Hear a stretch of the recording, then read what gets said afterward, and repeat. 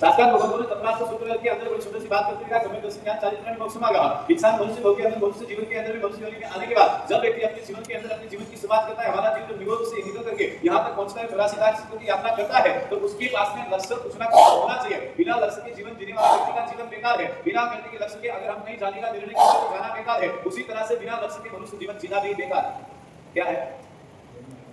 बिना लक्ष्य के जीवन जीना भी बेकार है। अपने जीवन के अंदर में कहते हैं कि हमारा लक्ष्य नहीं होगा तो फायदा नहीं होगा। शास्त्र भगवत ने यहाँ पे बात करते हुए कहा कि व्यक्ति को मोक्ष तक पहुंचना है, वो मोक्ष का लक्ष्य तो हाई लेवल का है, लेकिन उसके पहले समय ज्ञान, समय दर्शन, समय चारित्र की प्राप्ति भी तो करना है। इसके बिना वहां तक मोक्ष तक जाया नहीं जा सकता। ये सब अपने जीवन में जब तक नहीं आएगा तब तक आप वहां मोक्ष की रक्षा नहीं पहुंच सकते। अपने कार्य करवानी सिस्टम है। स्वर्ग में तो हां हम तो कहा मोक्ष लगी करे कार्य बाजी मोक्ष बोले तो पहला ध्यान में, लेकिन मोक्ष में जाओ ने रास्ता मार्ग है, वह रास्ता मार्ग ऊपर हाथ जोड़े वाह ऊपर नहीं सीखो शॉर्टकट मार्ग में तो बाजी रास्ता बताओ जावा नहीं यार। बोल आपको शॉर्टकट में जाना है कि लॉन्ग रास्ते से जाना है? हां शॉर्ट में आपको शॉर्ट पे भरोसा है कि लॉन्ग पे भरोसा है?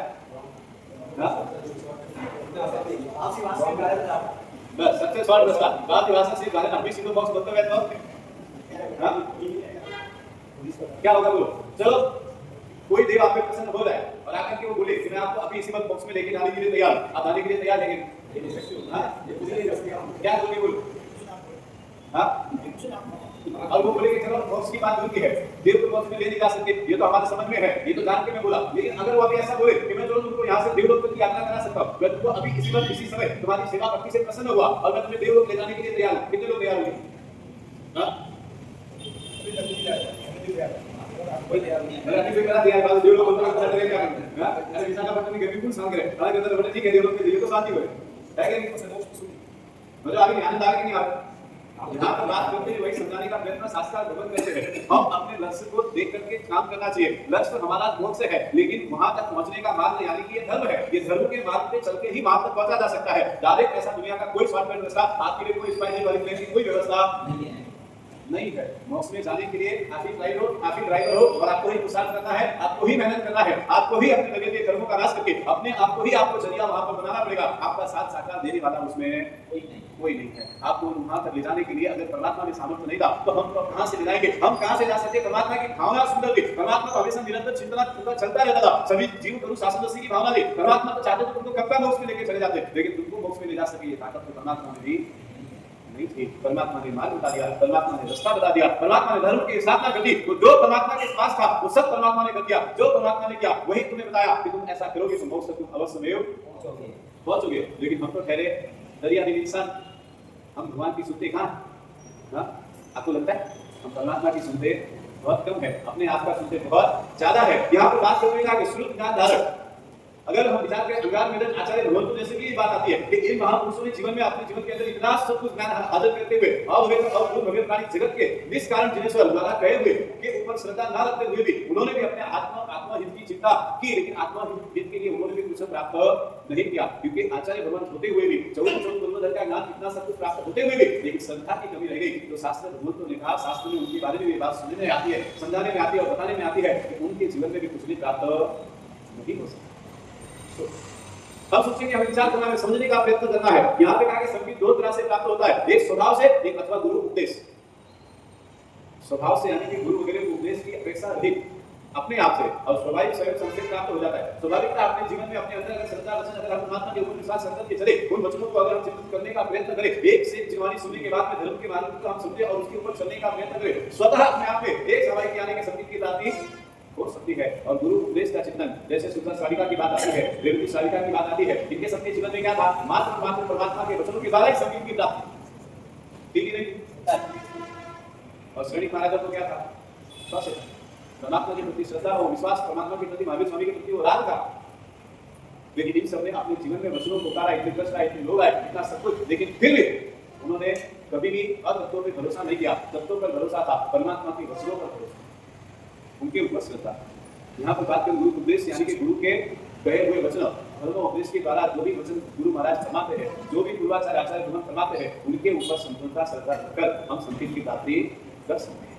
दूसरे नंबर पे यहाँ पे कहा कि सूर्य समय का लाभ, अगर भविष्य यानी कि अभी तो भविष्य जीवों की बात नहीं है, यहाँ पे अभविष्य जीवों की बात करते हुए भी कहा कि भाई ज्ञानावरणीय के साथ लोगों असंख्यात नियुक्त एक घोड़ा घोड़ी सागरों को स्थिति वालों के जीवन में उनके वहां से निकलकर वो गति वेद करके यहाँ तक आते हैं। तो भविष्य जीवों भी परमात्मा की अरिहंत परमात्मा की रुचि देखने के बाद में उनको भी सुख सामयिक का लाभ प्राप्त होता है, लेकिन उससे ज्यादा उनके जीवन में आत्महित के लिए कोई और लाभ प्राप्त नहीं हो सकता है। अगर अभोगी जीवों के लिए भी अगर ये बात यहाँ पर कहने में आती है, हम तो बनी है, हम क्या है, अभोगी है,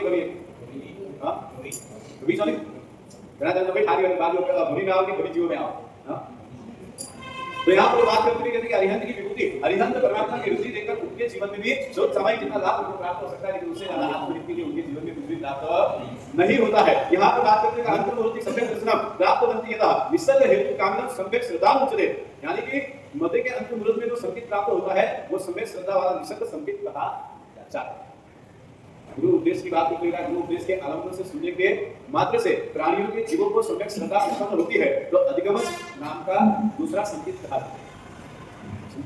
श्रद्धा के लिए साक्षात भगवतों ने अलग अलग दृष्टि से बहुत सारी बातें गुरुवाचार्य ने लिखी। आपको थोड़ा आ गया क्या पीछे वाला को बैठने में बड़ा डिस्टर्ब हो, ये इतनी जगह आपने यहाँ कोई प्रोग्राम नहीं पढ़ा गया तो आगे आने का कष्ट और पीछे वाले मेरे को भी बोल रहे हैं से आगे से बैठना देखा मैंने भाई भाई से टूटे टूटे पहले पूरी स्कीम करके कुछ थोड़ी नजीक आओ पूरा हमको क्या कुछ बोलना पता चला पूरे नजीक आओ। तो साइलेंट आराम से प्यार से आओ, जगह आपके लिए खाली। तो यहाँ पर बात करते हुए शास्त्र भगवान ने दूसरी बात करते हुए कहा कि भाई गुरु उपदेश की बात की, यहाँ पर महत्व की बात अब समझाने का प्रयत्न करते हुए कहा बालराज अपनी श्रद्धा जैसे भी थे सुदर्शन सर्व सुख्या जन्म जन्म हुआ मध्यात्म मंदिर नीरज जिनस तुरम श्री गौतम नोपी ना कि खुशी बन, यानी कि श्रावक की बात करते हुए कहा कि बलात्कार जैसा अगर पाप भी कर ले और उसे समझाने में आए और उसे उपदेश देने में आए तो व्यक्ति समा प्राप्ति यानी कि समय याचना के मार्ग पर चल सकता है, वहां पर जाकर के उसके जीवन में भी ये समय की प्राप्ति हो सकती है। यहाँ पर बात करते हुए कहा कि देव में आप आए ऐसा उत्तम प्रभु महावीर गौतम स्वामी महाराज को उपदेश देकर के पास से उसी बल की बात करी। उसी बल एक किसान, ये कहानी हमने बहुत बार सुनी, आपने सिर्फ खाली ध्यान दो शब्दों पे दिया है, ये कहानी आपने बहुत बार सुना। और उसकी बात आती है कि यहाँ पर गौतम स्वामी महाराज को वहां पे महावीर स्वामी और गौतम स्वामी दर्शन कर रहे और परमात्मा ने दूर से देखा और दूर से देखकर के परमात्मा ने गौतम स्वामी को बुलाकर के कहा तुम्हें जाना है, उसे उपदेश देना है, उसे उपदेश देकर के मुझे तुम्हें बोध की प्राप्ति करानी है। और गौतम स्वामी महाराज को कहा मुझे तो कुछ दिख नहीं रहा है, परमात्मा आपको दिख रहा है, मैं जाऊं तो जाऊंगा, किस दिशा में जाऊंगी मुझे तो मार्ग भी मालूम नहीं है। और परमात्मा ने कहा कि तुम सीधे जाओ, सीधे सीधे तुमको जाना है, तुम्हें दो विभाग में किसान मिलेगा, उस किसान को तुम्हें उपदेश देना है, उसे उपदेश देकर के तुम्हें समझाना है, उसे बोध की प्राप्ति करानी है। और वहां पर गौतम स्वामी महाराज गए और गौतम स्वामी महाराज ने जाकर के उसे उपदेश दिया, उपदेश देकर के उसे समझाने का प्रयत्न किया, उसके जीवन में प्राप्ति भी हुई और उसने कहा कि मुझे आगे दिशा भी ले रही है और दिशा भी ले ली और दिशा लेने के बाद वहां से चलकर आए और गौतम स्वामी ने कहा कि अभी तो मैं एक समय पर, लेकिन मेरे सिवाय दूसरे भी परमात्मा यानी कि मेरे गुरु अगर कोई है तो महावीर स्वामी परमात्मा है, अभी हमें उनके पास में समस्त में चलना है। तो उसको लगा कि अभी आप ही इतने समझदारी इतने सर्वज्ञ गुरु भगवंत है, अभी आपसे भी बड़े कोई गुरु है, अभी जिनके पास मुझे जाना है। तो गौतम स्वामी महाराज ने कहा आपको उसने जाना है, 100% जाना है, क्योंकि मेरे गुरु तो वो है और सभी केवल ज्ञान के धारी तो वो है, तो उनके पास में तो संपूर्णता सभी में परमात्मा महावीर स्वामी है, उनके पास में चलना है। तो कृष्ण को लगा कि अभी तो इनकी बात चलेगी, अब वहां तक जाना है, चलो ठीक है, कैसे भी करके उसे बना के समझा बुझा के बात लेकर के आए। लेकिन जैसे ही समझ के अंदर प्रवेश किया तब तक उसे कोई तकलीफ नहीं हुई, लेकिन जब परमात्मा को देखा तो उसके अंदर द्वेष भावना उत्पन्न, तब उसे परमात्मा को देखकर ही उसे द्वेष भावना उत्पन्न हुई और गौतम स्वामी महाराज से कहने लगा कि मैं आपके सही जीवन में रहना नहीं चाहता, मैं आपके इस दीक्षा के कार्यक्रम में रहना नहीं चाहता हूं, मुझे यहाँ से अभी निकलना है। और गौतम स्वामी महाराज ने कहा कि ऐसा क्या हो गया? तो उसने कहा नहीं, बस अब मुझे रहना नहीं है, मैं यहाँ पर नहीं रह सकता। जो हरण कपड़े उतार कर वापस वो चला गया और चला गया। उसके बाद में गौतम स्वामी महाराज थोड़ा चिंतित हुए, ने देखा कि गौतम स्वामी महाराज ने उपदेश दिया और ये वापस चला गया। ऐसा संभवता होता नहीं है, क्योंकि गौतम स्वामी महाराज की एक बात अलग है। और वहां पर कहते हैं कि ऐसा कैसे हो गया? और गौतम स्वामी महाराज ने परमात्मा से प्रश्न किया कि भगवान ऐसा क्यों? और उस समय में भगवान ने समझाने का प्रयत्न किया कि गौतम ये जो बात है ये हमारे पूर्वज की बात है, पहले की बात है। और उन्होंने कहा कि मैं एक पोतन गांव एक नगर का एक गांव का नाम पोतन था और उसके अंदर प्रजापति राजा उसका पुत्र श्रीकृष्ण वासुदेव यानी कि मैं था, तीन खंड के स्वामी अश्विनी यानी कि वो और प्रति वासुदेव तथा ऐसे निमित्त के साथ में श्रीकृष्ण के हाथ से मृत्यु होगी, ऐसा उसने जान के रखा था। और उसके बाद में उसने ये निर्णय करके रखा कि जो भी है इन सबसे युद्ध करके अपने को विजय प्राप्त करना है, आगे जाना है। लेकिन वहां मारने का उसने प्रयत्न बहुत किया, लेकिन फिर भी मैं हमेशा बचता रहा। और एक बार उसके नगर के अंदर साली क्षेत्र करके एक नगर था और उस नगर के अंदर सिंह का थोड़ा डर उसी के अंदर उसका नगर था, उसी के अंदर सीए का था। तो उसने बोला कि प्रजा के लिए भी गलत है, प्रजा के लिए भी चिंता का विषय है, अपने लिए भी चिंता का विषय है। और वहां पर उसने नगर के अंदर ऐलान कराया कि कोई भी व्यक्ति अगर इसे मार सकता है, इसे यहाँ से भगा सकता है। और उस समय में मैं वहां पर गया और मैंने ये कार्य किया। सारे राजा आए, क्रमशः एक राजा आए, लेकिन कोई भी इस कार्य में समर्थ हुआ नहीं। लेकिन मैं गया और मैंने शेर को संपुट की तरह काट दिया। उसका वेश वहां से चला आ रहा है। और उसके समय पर जब वो मरने लगा ये, और उस समय पर तुमने साथी के रूप में थे और तुम मेरे साथी के रूप में थे, तुमने उसे वचन सुनाए। अब मरने के समय पे उसको आपने समझाने का प्रयत्न किया, आपने उसे उपदेश दिया कि तू सोच रहा है कि तू शेर है, तू सिंह है, तो तेरे से ज्यादा ताकत वाला दुनिया में कोई नहीं है। लेकिन तुझे पता नहीं है कि ये श्रीकृष्ण वासुदेव है, ये भी संसार के लिए सिंह समान है। इसलिए मन में भेद नहीं करना कि भाई तू मरा है तो किसी सामान्य व्यक्ति से मरा है, तू मरा है तो तू एक श्रीकृष्ण वासुदेव के। और यहाँ पर उसका चिंतन था, वो अपने आप में श्रद्धा भाव में आकर के समता के साथ में उसकी मृत्यु हुई। और उसके बाद में यहाँ से उसका जीवन चला। और फिर यानी कि उसके बाद में उसी वेला और साथी का जीवन यहाँ पर समाप्त। और उसके बाद में आगे क्या हुआ, मधुरवाणी के साथ में, और वहां से आकर के ये जो बना, यानी कि अब यहाँ पर ये बना है और इधर मैं हूँ। और साथी यानी कि इंद्रभूति, यानी कि तुम इंद्रभूति यानी गौतम स्वामी महाराज, साथी यानी कि गौतम स्वामी महाराज, श्रीकृष्ण वासुदेव यानी कि परमात्मा का जीव, अद्वैत सिंह यानी कि किसान का जीव। उस समय की द्वेष भावना यहाँ तक आई और इसे यहाँ से उसने देखा और उसके मन में द्वेष उत्पन्न हुआ, इसलिए यहाँ से चला गया। लेकिन तुम्हारा उद्देश्य जो है, हमारा जो लक्ष्य था, वो सार्थक हुआ है, कोई चिंता करने की जरूरत नहीं है। परमात्मा ने आखिर में क्या कहा, हे गौतम, वो घड़ी मात्र यानी कि संगति प्राप्त हुए तो इसके जीवन के अंदर अर्ध के अंदर ये मोक्ष पद को प्राप्त करेगा। सकते हो, इस बात से आप विचार कर सकते हो कि सुंदर की प्राप्ति, समय दर्शन की प्राप्ति हमारे जीवन में एक बार आती है तो कहां से कहां हमें लेकर के चली जाती है, हमें कहां से कहां पहुंचाने का प्रयत्न करती है। आज अगर हम विचार करें, एक वचन के ऊपर एक किसान एक बार मात्र के लिए अगर दशा में आता है, इस भाव दशा में आकर के सही जीवन लेकर के समय की भाव दशा में जुड़ता है, तो अंत मूल्य के अंदर अगर वो कल्याण कर सकता है, हमारे जीवन के अंदर में क्या है, अनादिकाल से शायद हमारे पास में परमात्मा अभी नहीं है, इस भव के अंदर इस क्षेत्र में शायद परमात्मा नहीं है, लेकिन परमात्मा के वचन, परमात्मा का धर्म सब कुछ है हमारे पास में, लेकिन फिर भी हमारे जीवन का परिवर्तन क्यों नहीं होता है, ये सबसे पहला प्रश्न था। हजारों बार आप प्रवचन सुनते हैं, हजारों बार आप कमाई करते हैं, हजारों बार आपने आराधनाएं कर ली, हजारों बार आपने साधना कर ली, हजारों बार आपने पूजाएं कर ली, सब कुछ कर लिया, लेकिन परिवर्तन अभी तक क्यों? कहां हम रहे? आपको क्या लगता है? हम कहां चूक गए? परमात्मा के वचनों के ऊपर श्रद्धा अभी तक आनी चाहिए, वैसी आई है कि नहीं आई है? एक बार अपने आप से प्रश्न, क्या है वो? विशाखापट्टनम वालों की तो बात ही अलग है, हमेशा भगवान के ऊपर ही श्रद्धा है, बाकी किसी के ऊपर तो श्रद्धा नहीं है, परमात्मा के ऊपर ही श्रद्धा है ऐसा लगता है। क्या है वो? गुरु भगवंतों के वचनों के ऊपर श्रद्धा है ऐसा लगता है।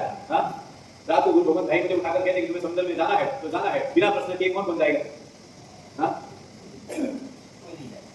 हुआ नहीं उठाते नहीं,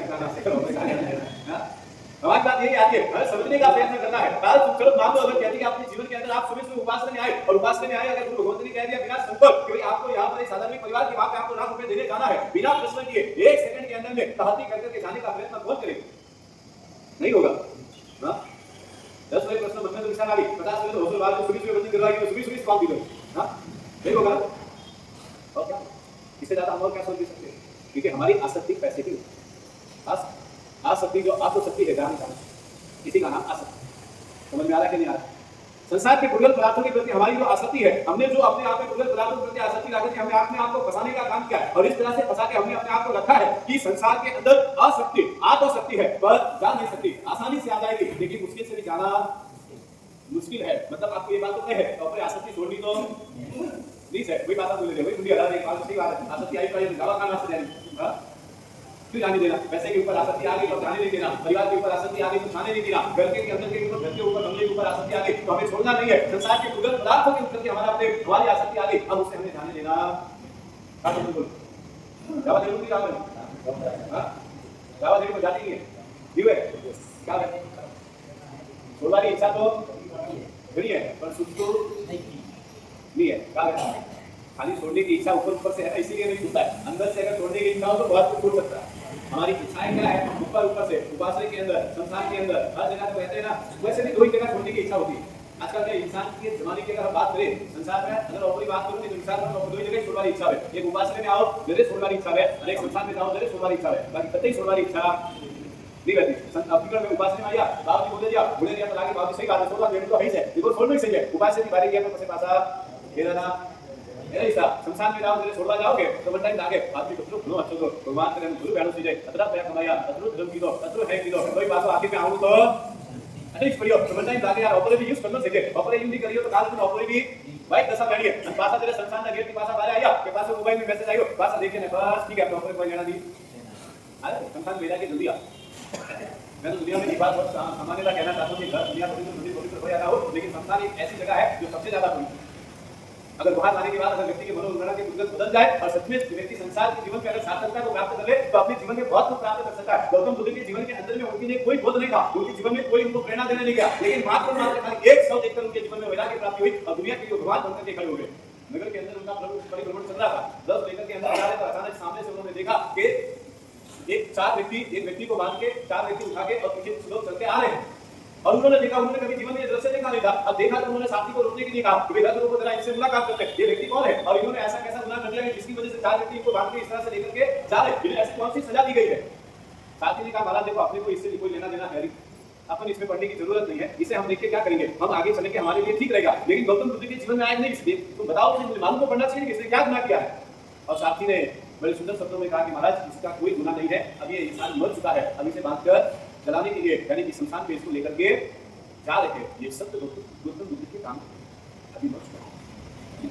थोड़ी देर बाद उन्हें एहसास हुआ कि आदमी मरना क्या होता है और उन्होंने साथी से पूछा कि मरना क्या होता है, मैंने आज तक कभी नहीं देखा, हमारे जीवन में कभी नहीं आया। और साथी ने कहा कि महाराज ये जीवन की सत्यता है, आज आपको भी मरना है, कल हमें भी मरना है, परसों कोई और मरेगा, ये बात तो तय है, ये विधि का विधान है, इसे कोई बदल नहीं सकता है। और गौतम बुद्ध को लगा कि मुझे नहीं मरना है। साथी ने कहा अफकोर्स नहीं स्वामी, कोई भी यहाँ जिंदा रहने वाला नहीं है, राजा राणा यहाँ पर छत्रपति यह तो इनके असवार एक न एक मरना है, सबको अपनी अपनी बात। और उस समय पे गौतम बुद्ध को लगा कि जीवन के अंदर में सत्यता यही है और उन्होंने साथी से कहा साथी अगर ये बात सत्य है तो एक काम करो रथ मोड़ दो, आज से अगर अपने जीवन के अंदर में यही मरने की बात है तो महल में जाना क्यों है, जीवन का उत्सव नहीं करना है, जीवन के उत्सव छोड़ के मूर्ति के महोत्सव की तैयारी आज से शुरू करिए।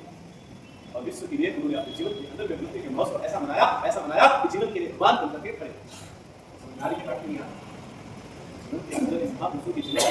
महापुरुषों का जीवन चरित्र अगर एक बार जानने का प्रयत्न करते हैं तो न जाने हमारे जीवन में कहां से कहां परिवर्तन हो सकता है। सोचने वाली बात है, एक व्यक्ति को एक तरह से दिखता है और कहां से कहां पहुंचता है।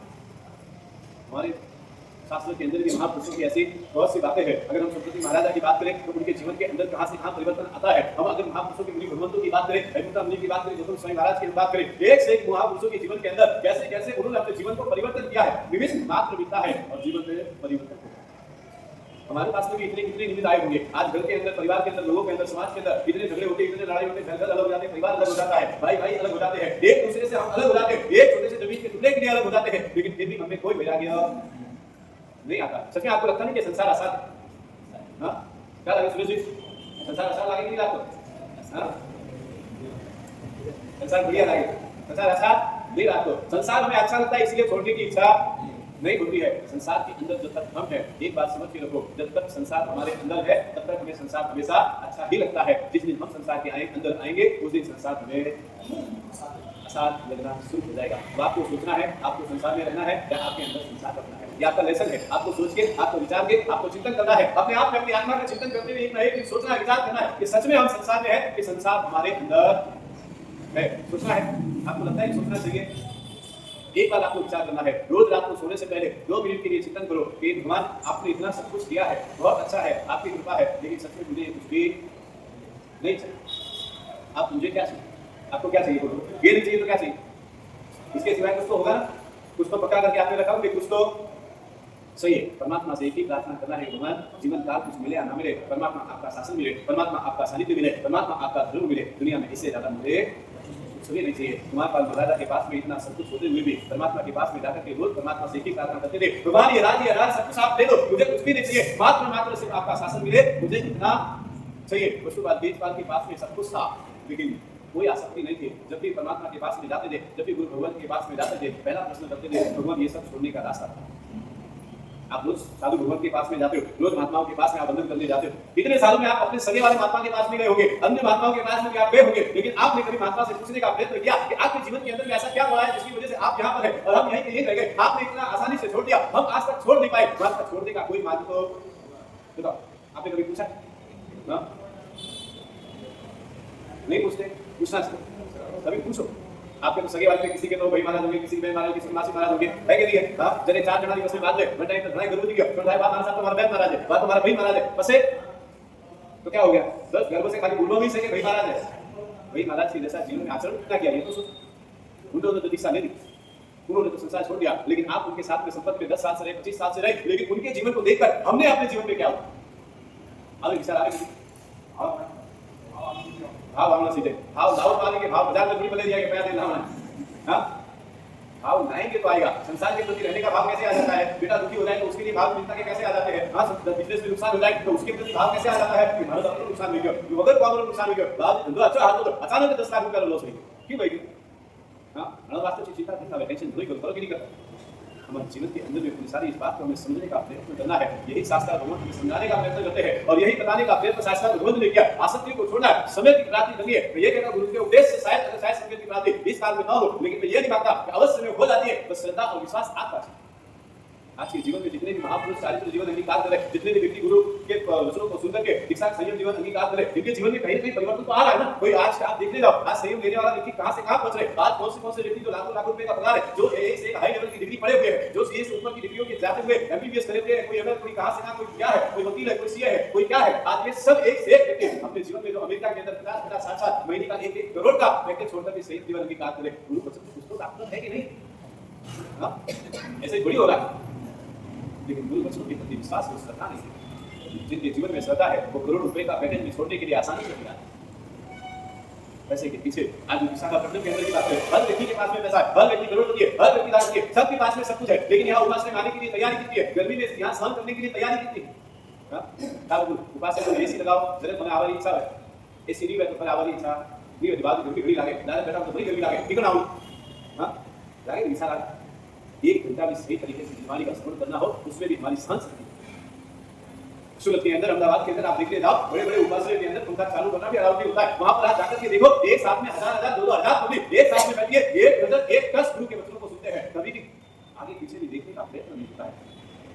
डॉक्टर ने कहा है हॉस्पिटल मुंडी हटे बस आते बढ़ी गई, उसे नजर नीचे गई, उसे पासी ऊपर गई, उसे घड़ियाल मारते गई, टाइम वैल्यू आप लोगों को जल्दी जानो आता है विचार के लिए हमारे जीवन की यही सत्यता है। हर व्यक्ति अपने जीवन के अंदर सफल होना चाहता है, हर व्यक्ति अपने जीवन के अंदर अपनी सफलता को पाना चाहता है, लेकिन शास्त्र का गुरु ने कहा क्या? हर इंसान सफल होना चाहता है, लेकिन सफल होने की मेहनत किसी को नहीं करना है, सफल होने के लिए पुरुषार्थ किसी को नहीं करना है। सफल होना है, बस हमको आसानी से सफलता मिल जाए तो हमें चाहिए। इसीलिए ऐसा होता है, कहते हैं कि सफल होने के लिए भी बहुत सारी बातें यहाँ पर बताई जाती है और उसमें से कहा कि आप विचार करो, कहते हैं कि आप गुलाब का पेड़ पे सुगंध आती नहीं है, गुलाब के पेड़ के अंदर जब गुलाब का फूल आता है तब सुगंध आती है, चंदन के पेड़ में सुगंध होती है, लेकिन चंदन के पेड़ को घिसा जाता है तभी सुगंध आती है, उसके सिवाय सुगंध आती नहीं है। मेहंदी का कलर हाथों पे तभी चढ़ता है जब मेहंदी को घिसके लगाया जाता है, तब जाकर के कलर चढ़ता है। जीवन के अंदर सफलता तभी मिलती है जब अपने आप को घिसा जाता है, जब अपने आप में पुरुषार्थ और मेहनत करते हैं, तब जाकर के जीवन में सफलता मिलती है। इतनी आसानी से सफलता मिलती नहीं है। सफलता के लिए, जीवन में सफल होने के लिए बहुत से 3 बात बताने का प्रयत्न यहाँ पर किया।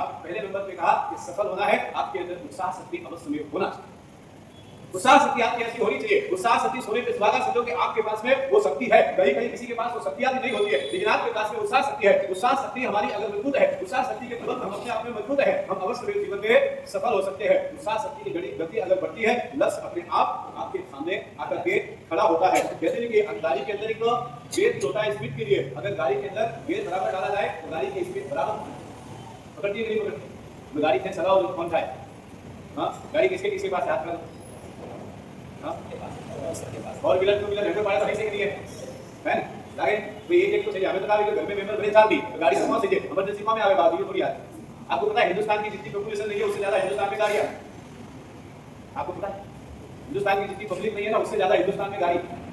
टाइम्स ऑफ इंडिया में एक बार छपा था तो मैंने पढ़ा था, उसके अंदर तो बहुत सुंदर सी बात उन्होंने लिखा कि हिंदुस्तान के लोग कितने आराम से जीते हैं कि घर के अंदर 4 लोग होते हैं लेकिन गाड़ियां 5 होती है। घर के अंदर उनको रहने के लिए 2 जन के लिए 2 मकान, 2 फ्लैट रूम का यानी कि 2 बेडरूम का घर होगा, लेकिन पार्किंग के लिए 4 है। 2 बेडरूम के घर के लिए 1 करोड़ खर्चेंगे, पार्किंग के लिए एक्स्ट्रा 50 लाख खर्चा करेंगे।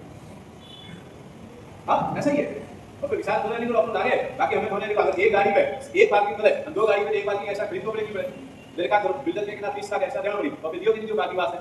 हां मैं सुरेश भाई को बैठा है पूछो है कि दियो की जो बाकी ऐसा मैं यूज नहीं लेता। हां कंस्ट्रक्शन वाला जो भी होगा हम देता ही है, हमारा भूमि के इतने सारे बिल्डर सबका यही धंधा। पहले तो फ्लैट के पैसे नहीं देते, पार्किंग फ्री में दिया जाता था। अभी तो जमाना कैसा, एक पार्किंग अलाउड है, दूसरा लेना हो तो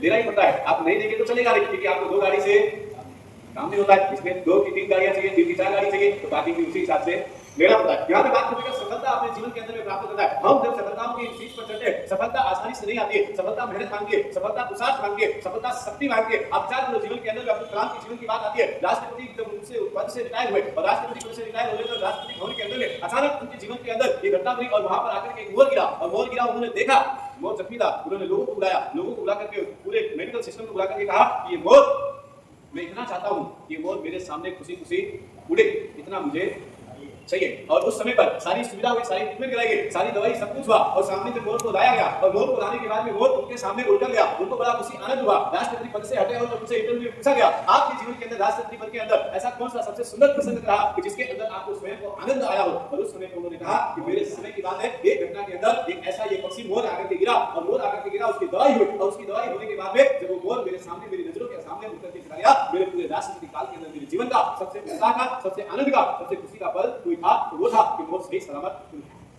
क्या हुआ, वो सही सलामत उड़ गया।